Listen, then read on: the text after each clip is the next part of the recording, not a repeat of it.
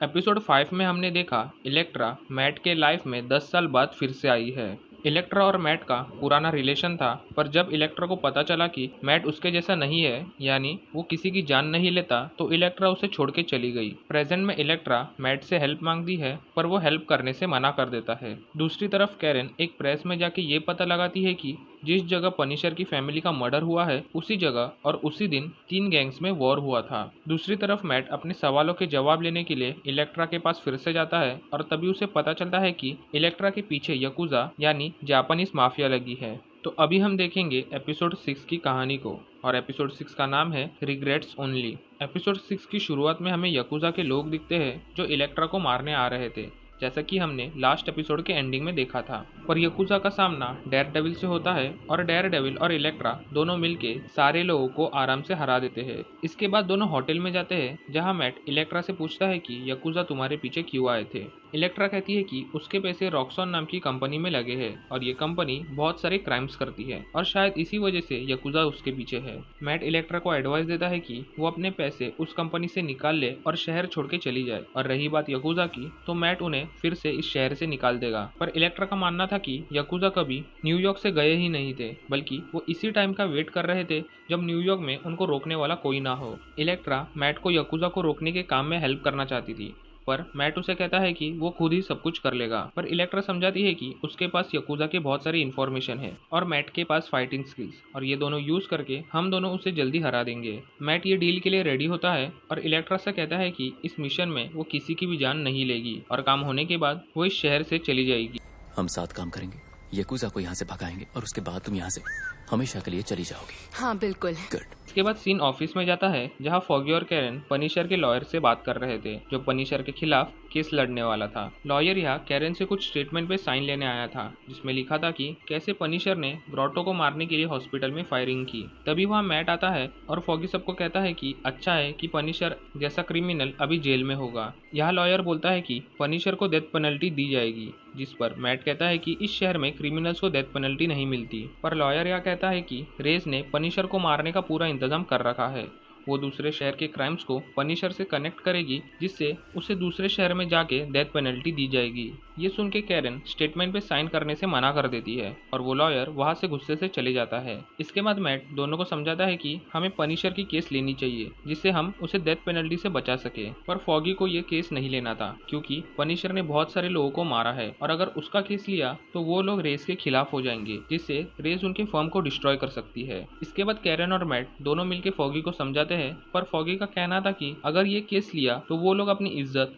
Firm और safety सब दाव पे लगा देंगे। पर मैट कहता है कि हमें पनिशर को एक इंसान के नजर से देखना चाहिए, जिसे मारने का हक हमें बिल्कुल नहीं है। इसके बाद तीनों हॉस्पिटल में जाते हैं, जहां पनिशर को रखा हुआ था, और वहां बहुत सारे रिपोर्टर्स लोग होते हैं जो पनिशर का इंटरव्यू लेना चाहते थे। मैट, कैरन और फॉगी तीनों अपना लॉयर्स का आईडी दिखा के अंदर जाते हैं, जहाँ उन्हें ब्रैट ऑफिसर दिखता है, जिसका अब प्रमोशन हो गया था। ये प्रमोशन ब्रैट को पनिशर को पकड़ने की वजह से मिला था, जो कि हम सबको पता है कि ये डेयरडेविल की वजह से हुआ था। यहाँ वो ब्रैड से बोलते हैं कि पनिशर का केस अभी से वो लोग लेने वाले हैं, जिस पर ब्रैड उन्हें वार्न करता है कि अगर ये केस वो हार गए तो ये केस उनके करियर का आखिरी केस होगा। पर मैट यहाँ बोलता है कि उनको बस एक इंसान की जान बचानी है और वो इसके लिए कुछ भी कर सकते हैं।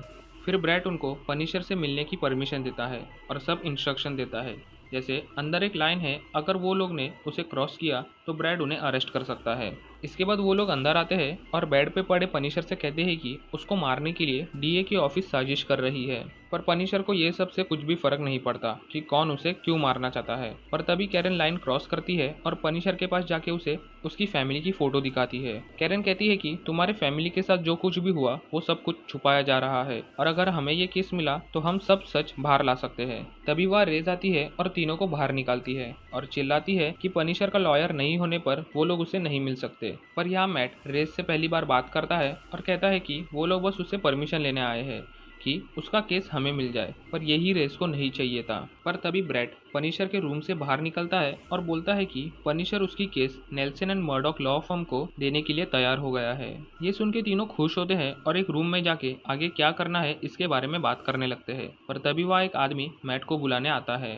यह आदमी एक ड्राइवर था जो मैट को लेके जाने आया था, जिस पर फॉगी मैट पे गुस्सा होता है कि वो लोग उसके वजह से यहाँ पर आए हैं और अभी मैट उन्हें अकेला छोड़ के जा रहा था। पर मैट उसे समझाता है कि ये उसका दूसरा क्लाइंट है जिसने उनके बैंक में पैसे ट्रांसफर किए हैं और इसीलिए उसको जाना पड़ेगा। मैट जब कार में जाता है तो उसे इलेक्ट्रा मिलती है और वो उसे कपड़े चेंज करने बोलती है क्योंकि वो लोग पार्टी में जाने वाले थे। पर मैट वहाँ से जाने निकलता है क्योंकि मैट को पार्टी से भी ज्यादा बड़े काम थे। पर इलेक्ट्रा उसे बताती है कि वो जिस पार्टी में जाने वाले हैं वहाँ हेल्स किचन के इलीगल चीजों का रिकॉर्ड रखा हुआ है और वही चुराने वो उस पार्टी में जाने वाले हैं। इलेक्ट्रा कहती है कि ये बुक एक रूम में है जिसे खोलने का कार्ड उस कंपनी के सारे एम्प्लॉय के पास है और उनमें से सबसे कमजोर एक अकाउंटेंट है जिसे आसानी से वो लोग मारकर वो कार्ड को चुरा सकते हैं। दोनों भी पार्टी में पहुंच जाते हैं और इलेक्ट्रा मैट को उस अकाउंटेंट को दिखाती है जिसे उन्हें वो कार्ड लेना है। मैट यह एक आइडिया लगाता है और वो अकाउंटेंट के सूट पे वाइन गिरा देता है और मैट ब्लाइंड होने की वजह से अकाउंटेंट उसे कुछ नहीं बोलता। अकाउंटेंट अपने सूट को साफ करने बाथरूम में जाता है और यही मैट और इलेक्ट्रा का प्लान था। बाथरूम में मैट अकाउंटेंट और उसके गार्ड्स को बेहोश करके बड़ी आसानी से वो कार्ड ले लेता है। दोनों फिर गार्ड से छुप छुप के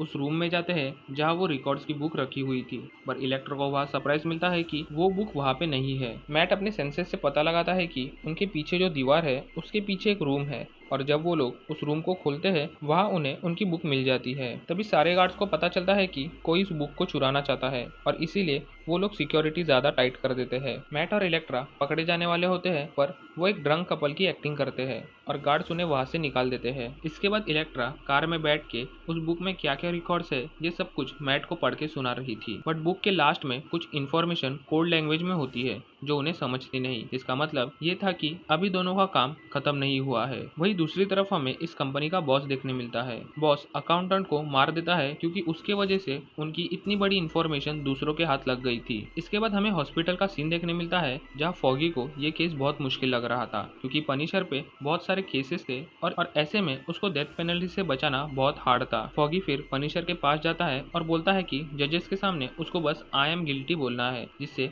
उनको हेल्प मिल सके। पर पनिशर को फॉगी से नहीं बल्कि कैरन से बात करनी होती है। पनिशर कैरन से उसकी फैमिली के बारे में पूछता है कि वो उसके फैमिली के बारे में क्या जानती है। कैरन पनिशर को पुलिस रिपोर्ट दिखाती है जिसमें पनिशर की फैमिली के मर्डर्स को एक फेक एक्सीडेंट बना के दिखाया जा रहा था। कैरन पनिशर को उस दिन क्या हुआ था ये बताने के लिए कहती है जिसे कैरन उसके फैमिली को जस्टिस दिला सके। पनिशर कहता है कि उसे ज्यादा कुछ याद नहीं पर वो अपने फैमिली के साथ उस पार्क में था जब उसे एक इंसान की चिल्लाने की आवाज आई। पर पनिशर ने उस पर ध्यान नहीं दिया और तभी 3 गैंग्स के बीच में लड़ाई शुरू हुई और उसी में से कुछ गोली आके पनिशर के फैमिली को लगी। इसके बाद पनिशर कैरन से कहता है कि उस दिन वो ग्रोटो को ही मारने आया था और वही उसका टारगेट था और इसीलिए उस दिन कैरन को कोई खतरा नहीं था। इसके बाद पनिशर इमोशनल होता है और अपने घर के चीजों के बारे में पूछता है जैसे प्लेट्स कहाँ पे रखे हैं और पियानो कहाँ है। कैरन उसे सब कुछ बताती है कि उसके घर में खिलौने फैले हुए थे और ये सुनकर पनिशर उदास होता है क्योंकि उसे अपने फैमिली के साथ ज्यादा टाइम स्पेंड करने नहीं मिला था। तभी कैरन उसे उसकी फैमिली की फोटो देती है और पनिशर इसके लिए कैरन को थैंक यू बोलता है। इसके बाद फॉगी एक गुड न्यूज लाता है कि उसके इन्वेस्टिगेशन की वजह से पनिशर को डेथ पेनल्टी नहीं मिलने वाली। उसे उम्र कैद जेल में रहना होगा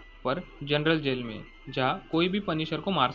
इसे जनरल सेल में रहना होगा। नहीं, ये बकवास है। जानते हो ना क्रिमिनल्स इसके पीछे पड़े हैं, वो इसकी जान ले लेंगे। तब तो मजा आएगा। पर फॉगी बोलता है कि ये सब कुछ पनिशर को मिल सकता है अगर उसने जजेस के सामने आई एम गिल्टी ये बोला तो। थोड़ी देर में वहाँ जजेस आते हैं और पनिशर यहाँ नॉट गिल्टी बोलता है जिससे कैरन और फॉगी का प्लान फेल हो जाता है और उनके मेहनत में पानी फिर जाता है। इसके बाद फॉगी मैट के घर जाता है और उसी वक्त मैट अपने पार्टी वाले मिशन को पूरा करके लौटा था। फॉगी तभी उसे पनिशर के बारे में बोलता है कि वो लास्ट मोमेंट पे पलट गया। मैट सब कुछ ठीक होगा ये बोल रहा था पर फॉगी उसे चिल्लाता है और कहता है कि नेक्स्ट वीक से इस केस का ट्रायल शुरू होने वाला है और इसीलिए मैट को अपने हीरो वाली शेड्यूल को साइड में रख के केस पे ध्यान देना चाहिए क्योंकि अगर वो केस हार गए तो सब कुछ बर्बाद हो जाएगा। डेयरडेविल के आगे की वीडियोस देखने के लिए इस चैनल को सब्सक्राइब करके वीडियो को लाइक कर देना।